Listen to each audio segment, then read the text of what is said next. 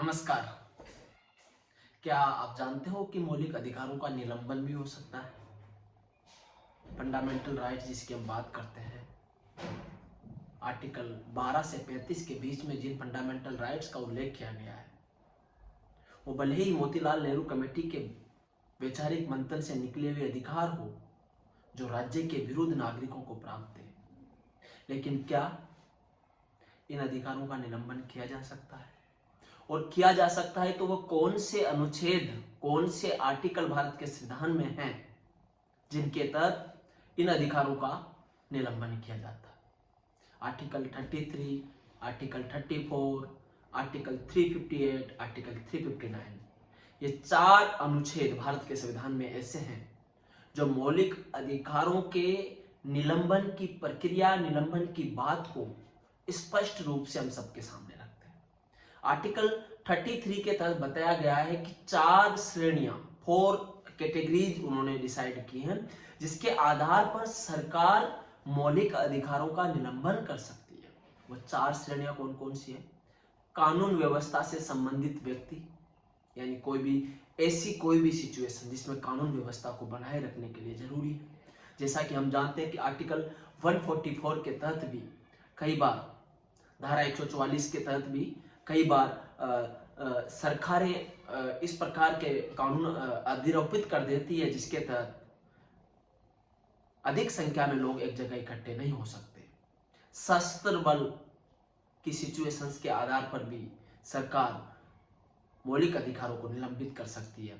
आसूचना, यानी जो गुप्तचर संस्थाएं होती हैं, जो सूचना दे दे कि भारत के अंदर इस प्रकार की कोई परिस्थितियां बनने वाली हैं, या कुछ समूह या कुछ व्यक्ति भारत को तोड़ने की बात कर रहे हैं, तो ऐसी परिस्थितियां जब सरकार को लगे कि गुप्तचर संस्थाएं जब उनको ये चीज बता दे, तो उसके आधार पर भी सरकार मौलिक अधिकारों के निलंबन की बात कर सकती है। और फोर्थ है, दूर संचार का कोई ऐसा विकट परिस्थिति हमारे समक्ष आ जाए, दूर संचार की ऐसी कोई बात आ जाए जिसके माध्यम से भारत की एकता, अखंडता डिस्ट्रॉय हो रही हो, भारत की एकता, अखंडता टूटने की तरफ जा रही हो, उन परिस्थितियों के आधार पर भी भारत सरकार मौलिक अधिकारों का निलंबन कर सकती है। तो आर्टिकल 33 के तहत मौलिक अधिकारों के निलंबन की ये 4 चीजें बताई हैं। आर्टिकल 34 में फिर बताया है कि कोई भी ऐसा क्षेत्र जहां सैनिक कानून लागू हो या मार्शल कानून लागू। अब आप मुझे बताइए कि कोई भी सैनिक कानून या मार्शल कानून क्यों लागू किया गया था? हम सब जानते हैं कि आजादी के बाद की जो परिस्थितियां थी या आजादी के वक्त की जो परिस्थितियां थी, उन परिस्थितियों में सरदार वल्लभ भाई पटेल ने 365 देशी रियासतों को मिलाकर भारतीय संघ का निर्माण किया था। और जब सरदार वल्लभ भाई पटेल ने भारतीय संघ का निर्माण किया तो उनको बनाए रखकर, उनको एक साथ लेकर चलने की बात भी थी। भाषा के आधार पर, क्षेत्र के आधार पर जो विभाजनकारी पॉलिसीज, विभाजनकारी कार्यक्रम संचालित किए जा रहे थे, उन कार्यक्रमों को रोकने के लिए सरकार ने विभिन्न कमेटियों के माध्यम से ऐसे क्षेत्रों को आइडेंटिफाई किया जहां पर उनको लगा कि ऐसे कानून हमें लागू करना चाहिए जहां सेना को अधिकार दे दिया जाए कि वह तय करे कि भारत की एकता, अखंडता को तोड़ने का कोई काम तो वहां पर नहीं हो रहा है।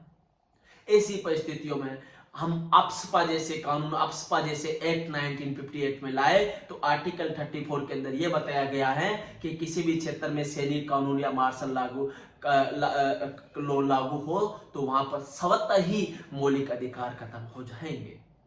आर्टिकल 358 के अंदर राष्ट्रीय आपातकाल की घोषणा की गई है, नेशनल इमरजेंसी की घोषणा की गई है।